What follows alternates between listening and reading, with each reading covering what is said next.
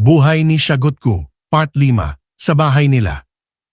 Bago natin ito pakinggan, pakipindot na lang yung malaking hinlalaki na daliri dyan sa gilid o sa baba ng video at pagkatapos mo mapakinggan, magbigay ka ng komento.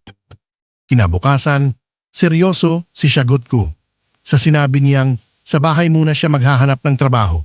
Kaibigan, Siagotku, sabi mo maghahanap ka ng trabaho sa bahay. May nahanap ka na?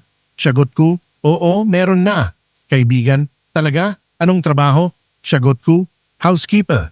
Kaibigan, wow, saan ka mag-a-apply? Siagotku, dito. Kaibigan, dito sa bahay? Siagotku, oo. Kaibigan, sino magbibigay sa'yo ng sweldo? Siagotku, nanay ko. Kaibigan, bakit ka naman babayaran ng nanay mo? Siagotku, kasi simula ngayon, ako na ang maglilinis ng bahay. Kaibigan, dati sino naglilinis? Siagotku, si nanay. Kaibigan, so anong pinagkaiba ngayon? Siagotku, ngayon, may salary expectation na ako. Kaibigan, Siagotku, anak ka lang dito. Siagotku, exactly. Kaya family business ito. Kaibigan, kapag hindi ka binayaran, anong gagawin mo? Siagotku, magre-resign ako. Kaibigan, magre-resign ka saan?